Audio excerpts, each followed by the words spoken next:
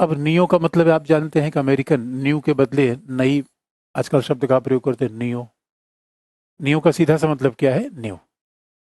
इसका मतलब है कि उदारवाद और यथार्थवाद के बीच अगर हमें कंपैरिजन ही करना है तो उदारवाद तो पहले से चला रहा है, यथार्थवादी विचार पहले से है, तो हम समकालीन कंपैरिजन को आगे बढ़ाएंगे, पुराने कंपैरिजन को नहीं। इसे नियो नियो कह दिया गया। तो नियो नियो का अंडरस्टूड मतलब है कि उदारवाद और यथार्थवाद के बीच का कंपैरिजन। तो देखिए कैसे कंपैरिजन किया जाए, क्या तुलना है, क्या समानताएं हैं। अब जरा देखिए, तो यही नियो नियो डिबेट करेंगे, तो नियो यथार्थवाद, neo realism versus neo idealism और नियो लिबरलिज्म, या आप ऐसे भी कहिए नियो लिबरल इंस्टीट्यूशनलिज्म, जो भी कह लीजिए। तो अब जरा देखें कि इनमें क्या कंपैरिजन है, क्या तुलना है। अब जरा देखिए, पहला पहला नियो रियलिज्म, नव यथार्थवाद।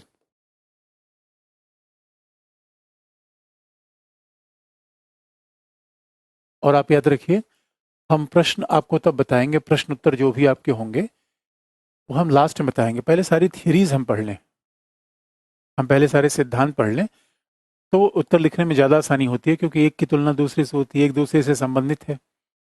इसे एक ही थ्योरी पढ़ के हम अगर प्रश्न हल करने का प्रयास करेंगे तो फिर में उलझन होगी। और एक एक थ्योरी, और जैसे से थ्योरी पढ़िए, खूब कंपैरिजन से पढ़िए, बार बार पढ़िए, बारीक तरीके से एक एक शब्दों को ध्यान देके। अब मान लीजिए कि नियो यथार्थवाद, तो आप जानते हैं नियो यथार्थवाद का सीधा सा मतलब है, नव यथार्थवाद का मतलब है सारी बातें केनेथ वार्ल्स की, जो है लिख दीजिए। केनेथ वार्ल्स के नव यथार्थवाद में या संरचनात्मक यथार्थवाद में जो भी आपने पढ़ा है वो सब लिख दीजिए, तो नव यथार्थवाद अपने आप हो जाएगा। तो नियो नियो जब की डिबेट करते हैं तो नव यथार्थवाद की मूल मान्यता क्या है? आप जानते हैं कि नव यथार्थवाद क्या मानते हैं? दुनिया को अराजकतापूर्ण, एनार्किक। मैं आपको सारी बातें केनेथ वार्ल्स की याद दिला रहा हूँ, और आपको खुद ही फिंगर टिप्स पे अभी चीज़ें याद होनी चाहिए। केनेथ वार्ल्स के 5 पॉइंट क्या है, ये पढ़ने का वैज्ञानिक तरीका है। अब ये सब चीज़ हमें पढ़ लिया और कोई रिकॉल नहीं हो रहा है। रिकॉल क्यों नहीं होता? इसके दो कारण होते हैं, एक तो हम रिवीजन नहीं करते, और दूसरा साइंटिफिक तरीके से नहीं पढ़ते। जब पढ़ने की मात्रा पर आप ध्यान देंगे, कितना पढ़ा इसका मैटर नहीं होता, हमें कैसे पढ़ा। हम ज़्यादा गलती कहाँ करते हैं? ज़्यादा लोग कॉम्पिटिटिव एग्जाम में असफल होने के बहुत बड़े कारण होते हैं, वो पढ़ाई के लेंथ पे ज़्यादा ध्यान रखते हैं, किताबों पे ज़्यादा ध्यान रखते हैं, क्वालिटी पे नहीं। हमेशा क्वालिटी फोकस करिए। इसलिए अब केनेथ वार्ल्स के आपके की टर्म याद होने चाहिए कि केनेथ वार्ल्स ने क्या कहा, नव यथार्थवादी क्या मानते हैं? दुनिया अराजकतापूर्ण है। दूसरी बात है, प्रत्येक राज्य रिलेटिव गेन के विचार से प्रत्येक राज्य किसका प्रयास करता है? सापेक्षिक लाभ। प्रत्येक राज्य अपना लाभ ज्यादा से ज्यादा बढ़ाने का प्रयास करता है और दूसरे की मान्यता को पीछे करता है। रिलेटिव गेन क्यों? क्योंकि दुनिया में चीटिंग की समस्या बहुत है, धोखेबाजी की समस्या बहुत है। इसीलिए प्रॉब्लम ऑफ चीटिंग, धोखेबाजी की समस्या के कारण ही सहयोग नहीं हो पाता। और चौथी बात है कि अंतर्राष्ट्रीय संगठन को ये इतना महत्व नहीं देते, और उनके अनुसार वह सहयोग हो नहीं पाता। और सहयोग क्यों नहीं हो पाता? क्योंकि शक्ति का संघर्ष चलता है, दुनिया अराजकतापूर्ण है।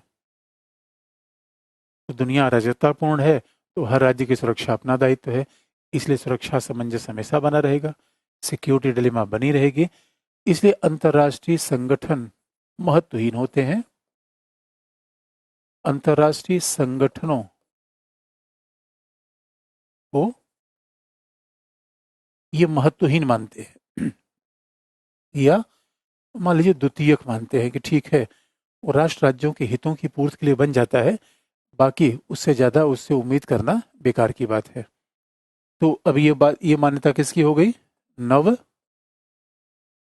यथार्थवाद की। ये मान्यता हो गई नियो रियलिज्म की। ये सारी मान्यताएं हमने केनेथ वार्ल्स की आपको फिर से बता दी। लेकिन अब देखिए खास बात है, अब मान लीजिए कल के लिए एग्जाम में आ गया कंपैरिजन, एग्जाम में कंपैरिजन आ गया कि नियो नियो डिविट लिखिए और यही केवल 4 पॉइंट आप लिख देंगे, तो एग्जामिनर को ये बात स्पष्ट नहीं हो पाएगी, इसका मतलब थोड़ा सा एक्सप्लेन करके लिखिए, मुद्दों के हिसाब से लिख के कंपैरिजन कर दीजिए। अब मान लीजिए मैं आपको पॉइंट में इसलिए बता रहा हूँ कि सारी बात मैंने एक्सप्लेन कर रखी है, इसलिए कई लोग केवल नोट्स पढ़ के गलतियां कर जाते हैं।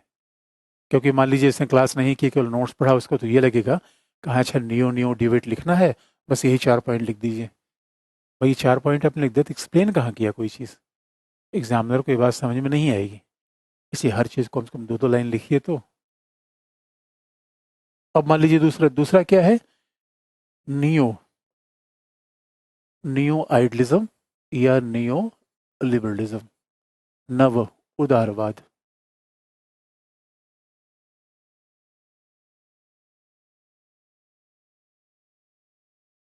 नियो आइडलिज्म और नियो लिबरलिज्म या नव उदारवाद, यही नियो नियो डिबेट है। तो नव उदारवाद की जो पहली मान्यता है उसमें ये मानते हैं कि जो इनकी मान्यता है, बड़ा इंटरेस्टिंग पार्ट है यहाँ पे। अगर आपको जटिल अंतर्निर्भरता की बात याद होगी, कोहेन और नाई की बात याद होगी, तो कोहेन और नाई ने कहा था कि जटिल अंतर्निर्भरता तो होती है, लेकिन उसके साथ जटिल अंतर्निर्भरता के साथ उन्होंने राज्यों की सुरक्षा को एकदम अस्वीकार कर दिया हो, ऐसा नहीं है।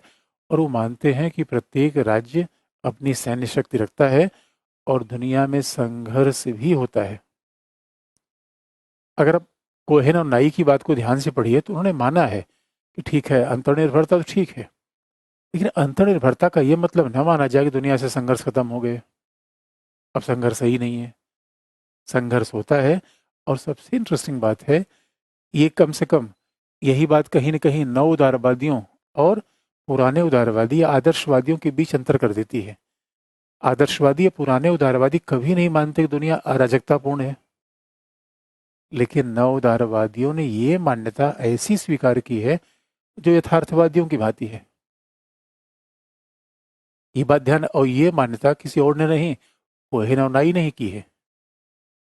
कोहेन और नाई ने की है। तो जो पहला पॉइंट है वो को थोड़ा सा आश्चर्यजनक लग सकता है, क्योंकि मैं ऐसे शब्द का प्रयोग करने जा रहा हूं जो मूलतः यथार्थवादियों का है, लेकिन इसे उदारवादियों ने भी माना है। अब उदारवादियों ने माना है, इसका सीधा सा मतलब है कि दोनों में समानताएं तो हैं। इसलिए नव उदारवादी क्या मानते हैं, इन्होंने कहा ठीक है ये विश्व अराजकतापूर्ण है।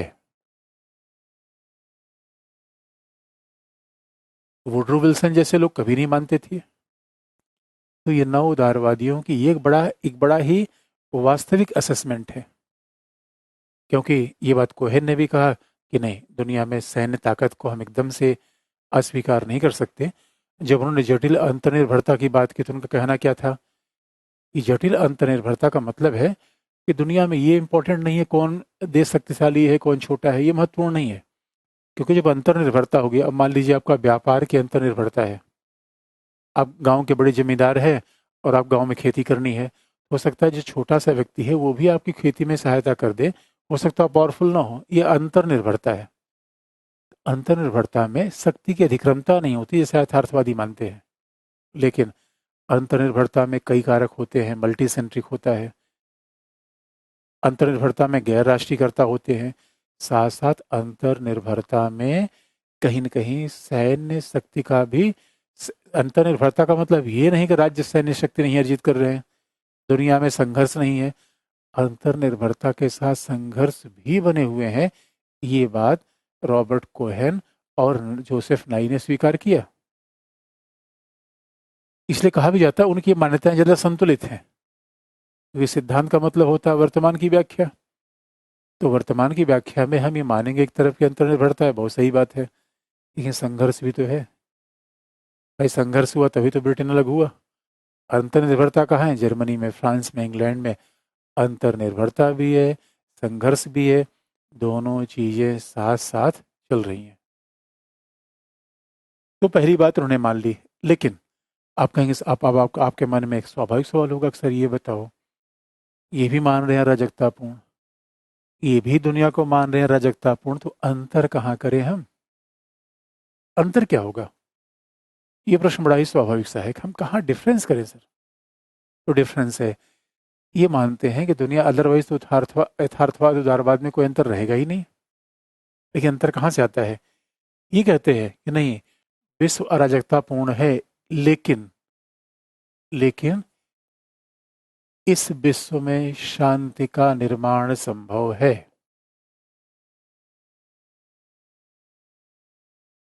इस विश्व में शांति और सहयोग बना हुआ है और ये स्थापित किया जा सकता है, संभव है।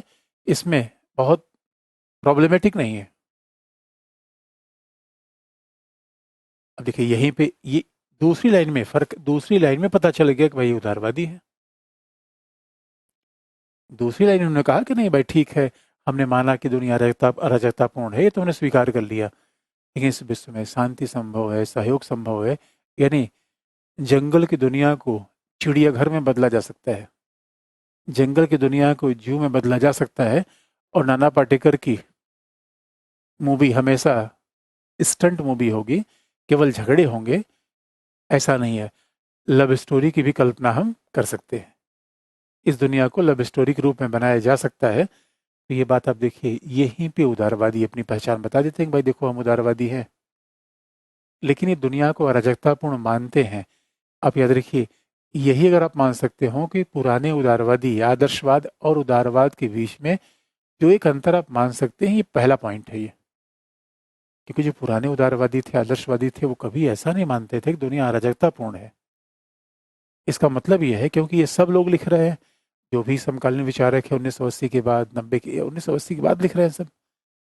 तो उन्होंने देखा था, केनेथ वाल्ड्स की बात को उन्होंने थोड़ा सा माना कि हाँ भाई जो वाल्ड्स ने कहा है उसमें एक तो ऐसा नहीं कि वो आउटराइटली गलत है।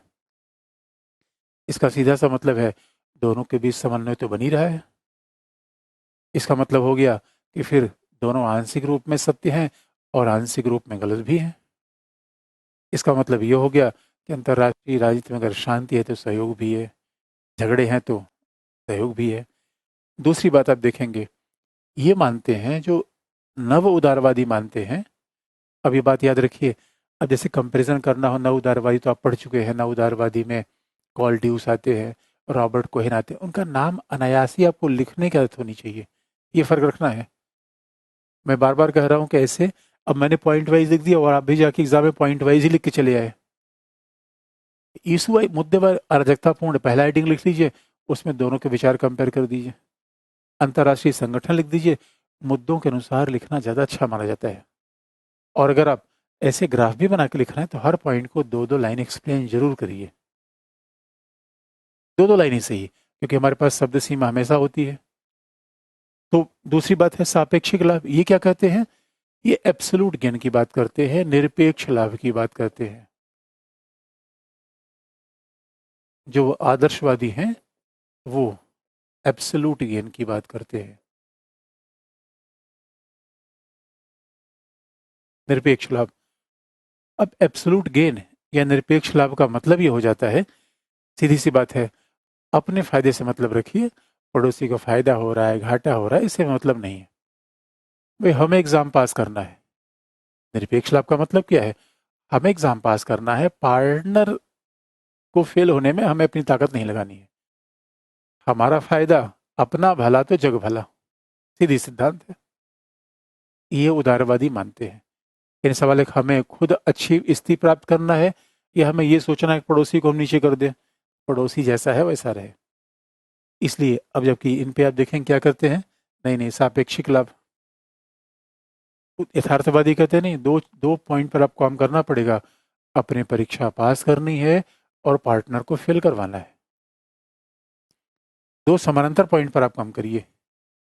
इनका ऐसा कहना नहीं है। ये कहते हैं नहीं नहीं, अपने लाभ से मतलब है, दूसरे को घाटा करने का प्रयास आप मत करिए। अच्छा, तीसरी बात है धोखेबाजी की समस्या। जब ये बात उदारवादियों से पूछा गया भाई दुनिया में कैसे हम सहयोग करें, आप कह रहे सहयोग करो, आप कह रहे विश्वास कर ले। अच्छा आप याद रखिए दोस्तों, विश्वास दूसरे पर क्यों नहीं होता? क्योंकि आपने जीवन में कई बार धोखा खाया हुआ होगा। कई बार मैंने एडवर्टीजमेंट पढ़ा है कि प्रेम में धोखे खाए हुए लोग हमसे मिले। कई कई बाबा महात्मा ऐसे हैं, पता नहीं वो क्या करते हैं, हमें कभी गया नहीं तो मेरे पास ऐसे एक्सपीरियंस नहीं मैं आपको बताऊं। कि अब सवाल ये है कि धोखा, जीवन में कोई ऐसा व्यक्ति नहीं जो धोखा ना खाया हो, मात्रा अलग अलग हो सकती है। और सवाल होता है जैसे कि कई बार तो बच्चे, जब भोले भाले बच्चे दिल्ली आते हैं, तो जब इतनी बार वो ठगे जाते हैं उसके बाद वो किसी पर भी सही बात पे विश्वास नहीं करते वो। और यही दुनिया की हकीकत है। जैसे पहली बार ऐसा हो ही जाता है कि हम भी किसी संबंध रखते हैं तो पूरा दिलो जान उसको देते हैं, लगता है जो ये कहेगा वही बस सही है। और उसके बाद जब धोखा मिल गया तो फिर हम एकदम से, तब जो व्यक्ति हमारे लिए सही भी काम कर सके उस पर भी शक की सुई जाती है, यार ऐसा तो नहीं कि कुछ गड़बड़ कर देगा। तो ये कहते हैं, इसलिए आपको याद होगा यथार्थवादी, यथार्थवादी कहते हैं अगर यथार्थवादियों के हिसाब से देखा जाए, कोई आपके लिए गिफ्ट लेकर आ रहा है उसमें भी शक करिए। आपने सुना होगा बालकृष्ण को किसी ने पेड़ा खिलाया था और उसे में उलझ गए, जहर मिला था उसमें। अब इसलिए अगर यथार्थवादी होगा तो कोई भी सामान दिया जाता है बाकायदा उसको जांचेगा, विश्वास नहीं होता। इसलिए जब पुराने राजा महाराजा अपने कुक के, अपने जो रसोइये के, जब कुक उन खाना पीना बनता था तो पहले बाकायदा उनका एक विश्वसनीय व्यक्ति सारे खाने को टेस्ट करता था, तब वो महाराजा को दिया जाता था। ये बात आप भी ध्यान में रखिए।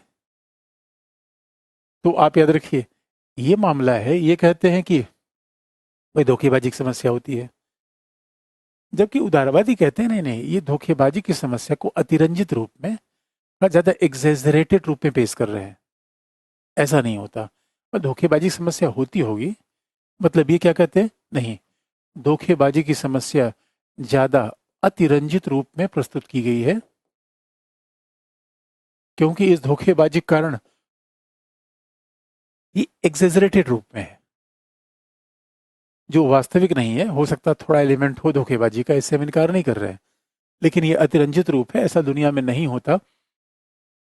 और सच मानिए, अगर धोखेबाजी का डर रहेगा तो कभी हम किसी पर विश्वास नहीं करेंगे, हमेशा शक करेंगे। तो हमेशा शक करने से बड़े अच्छे अच्छे संबंध भी हाथ से निकल जाएंगे। ये समस्या हमेशा रहेगी, क्योंकि हमेशा किसी पर हम शक करते रहेंगे, उसके मूवमेंट पर वॉच करते रहेंगे, तो पता चला कि वो तो हमारे लिए बड़ा निष्ठावान है, लेकिन हमारे संदेह ने संबंधों को खराब कर दिया। तो ये दोनों का अप्रोच है, कहते नहीं नहीं, ऐसी धोखेबाजी की समस्या ऐसी होती नहीं। ये बिलावजह बहुत ज्यादा बढ़ा चढ़ाकर धोखेबाजी का डर दिखाया गया है। अच्छा, दूसरी बात है कि अंतर्राष्ट्रीय संगठन सम्मेलन, उदारवादियों ने माना है इनका महत्व अंतर्राष्ट्रीय संगठनों के द्वारा शांति स्थापना में सहायता मिलती है।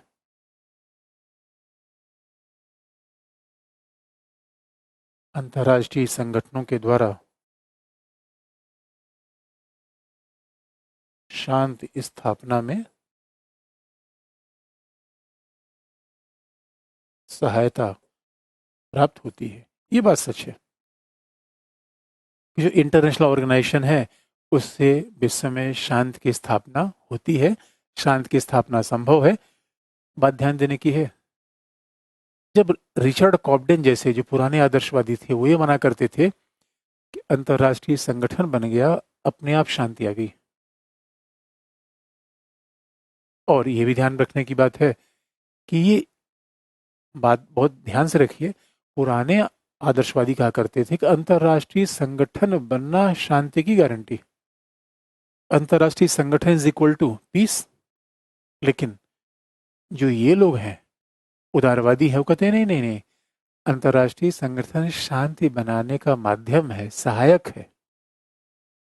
ऐसा नहीं है कि आप अंतर्राष्ट्रीय संगठन बना देंगे शांति बन जाएगी। इसलिए आप देखेंगे जो पुराने आदर्शवादी थे उनसे ज्यादा व्यवहारिक बातें करते हैं। इसका मतलब अंतर्राष्ट्रीय संगठन किस मामले में सहायक, आपको याद होगा संस्थात्मक आदर्शवाद ड्यूडे ने कहा था, ड्यूडे कैनबरी, उन लोगों ने कहा था भाई संस्था का महत्व क्यों है, क्योंकि हम साथ बैठ सकते हैं, विवाद को हल कर सकते हैं। संस्था एक माध्यम है, जैसे गांव की पंचायत, गांव की पंचायत वैसे सब अंतर्राष्ट्रीय पंचायत है। जब गांव की पंचायत बैठती है, पंचायत जाने मात्र से निर्णय हो जाएगा ये हम कैसे मान लें? तो पंचायत के बैठ जाने मात्र से निर्णय नहीं होगा। सही मायने में जब तक मामला विचार का नहीं होगा, विमर्श का नहीं होगा। इसलिए उदारवादी अंतर्राष्ट्रीय संगठनों को, संस्थाओं को महत्व देते हैं। लेकिन ये बात हमेशा पुराने आदर्शवादियों से ये यहाँ यहाँ पे अंतर करते हैं। इसलिए आप देखेंगे पुराने आदर्शवादी ज़्यादा नैतिकतावादी हैं। बात ध्यान रखिए, जो पुराने आदर्शवादी थे वो कहा करते थे दुनिया नैतिक होनी चाहिए। इंटरेस्टिंग पार्ट है कि आपने देखा होगा उदारवादियों के किसी भी कैटेगरी में नैतिकता की बात नहीं आती।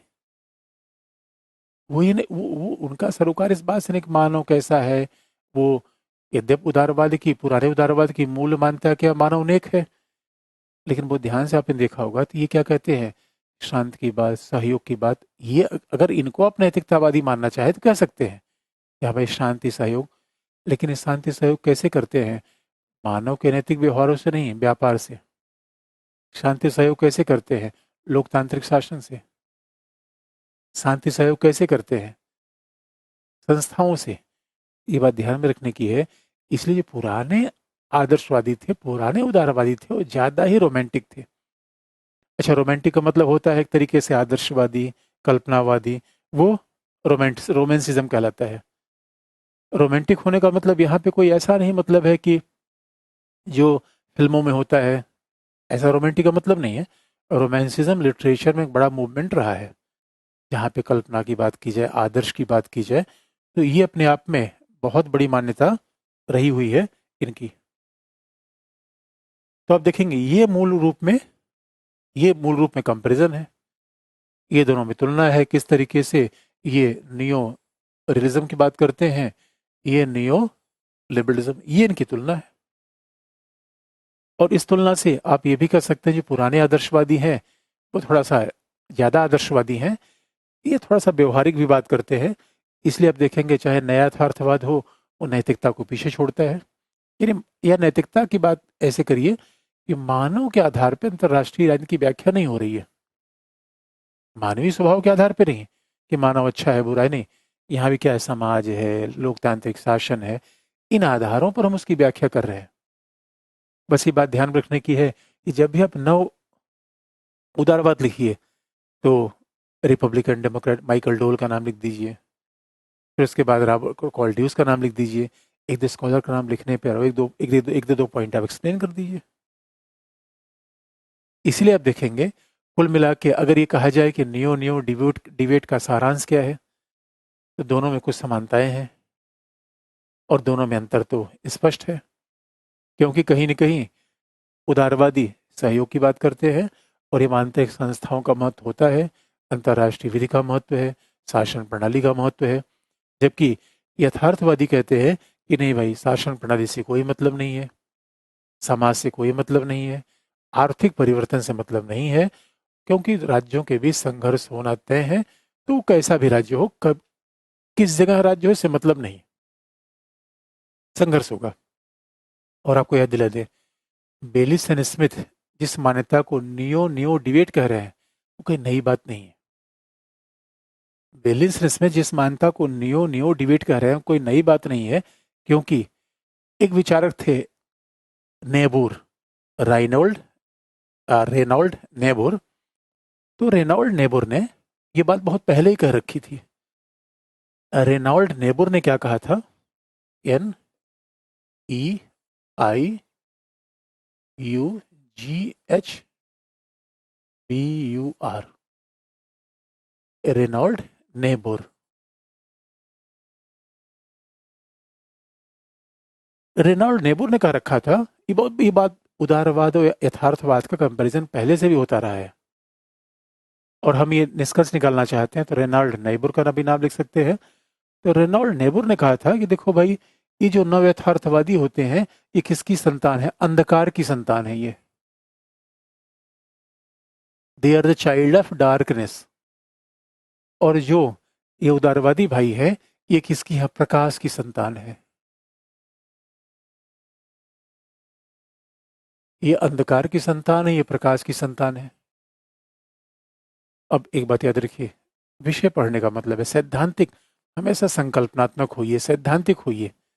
अब याद रखिए, अंधकार का सीधा सा मतलब होता है कि जहाँ शक्ति की बात हो, संघर्ष की बात हो, लड़ाई की बात हो, झगड़े की बात हो, अंधकार है। आप इसलिए याद रखिए, हम अंधकार में रहना चाहते हैं प्रकाश में। इसलिए पढ़ने का तरीका कैसा होना चाहिए, सैद्धांतिक, संकल्पनात्मक। कुछ भी आप सुनिए, किसी सॉन्ग सुनिए, मूवी देखिए, लिटरल मीनिंग मत निकालिए। अगर उसका शाब्दिक अर्थ आप निकाल रहे हैं तो आप समझ लीजिए कि आप रटने वाले व्यक्ति हैं, समझदार व्यक्ति नहीं है। उसके भावनात्मक, फिलोसफर हमेशा भावनात्मक अर्थ निकालता है। यार उस बात में निहित किया, एक शब्दों में पूरा गागर में सागर चीजें निहित है। इसलिए अगर किसी बड़े व्यक्ति ने, नाइबोर जैसे स्कॉलर ने बात कह दी कि यथार्थवादी अंधकार की संतान हैं, तो आप याद रखिए लड़ाई झगड़ा तो हमेशा नकारात्मक ही माना जाता है, निराशावादी ही माना जाता है। अंधकार ही तो है ये। और प्रकाश का मतलब है ज्ञान, प्रकाश का मतलब है विवेक, प्रकाश का मतलब है सत्य, प्रकाश का मतलब है नैतिकता। यही बात तो आदर्शवादी मानते हैं। इसे उन्होंने एक उपमा दे दी, प्रकाश और अंधकार। तो आप बताइए, शक्तिमान को आप ज्यादा पसंद करेंगे सम्राट किल्विस को? सम्राट किल्विस के अंधेरा फैलाना चाहता है। और बात को जैसे भी कहें, हमारे यहाँ देवता और राक्षसों की यही तो कल्पना की गई है। राक्षस सारे रात में काम करना शुरू करते हैं और देवता प्रकाश। और दीपावली क्यों मनाया जाता है? प्रकाश, ज्ञान, विवेक, वैराग्य, ये प्रकाश की निशानी है। इसलिए जब राइनल नेबुर से कहा गया कि अच्छा बताइए, ये प्रकाश की संतान है और ये अंधकार की संतान, दोनों में से ठीक कौन है, दोनों में से ज्यादा सटीक कौन है? उनका ऐसा नहीं है, दोनों अपनी अपनी जगह सही है।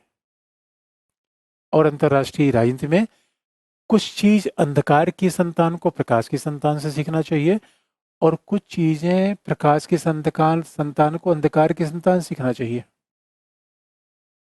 दोनों को एक दूसरे से सीखने की आवश्यकता है।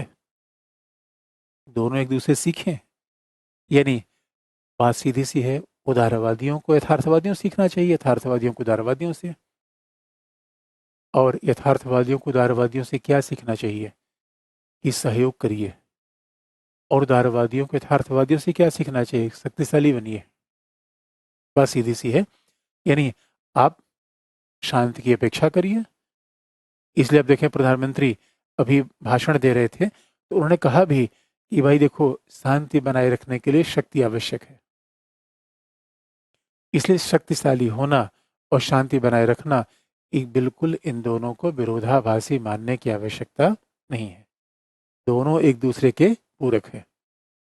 ये शक्तिशाली होना और शांति बनाए रखना, इसका मतलब राष्ट्रीय सुरक्षा भी महत्वपूर्ण है, सहयोग भी महत्वपूर्ण है। इसका मतलब है शक्ति का भी महत्व है, लेकिन सहयोग के भी महत्व अत्यधिक है। सहयोग की भी महत्व अत्यधिक है। इसीलिए इसलिए हमने कहा कि सहयोग भी महत्वपूर्ण है, संघर्ष का भी अत्यधिक महत्व है। संघर्ष का भी अत्यधिक महत्व है, दोनों एक दूसरे के पूरक है। यही निष्कर्ष है। तो नियो डिबेट भी यही कहता है कि शक्ति भी है, सहयोग भी है, अराजकता भी है, लेकिन शांति की कल्पना है।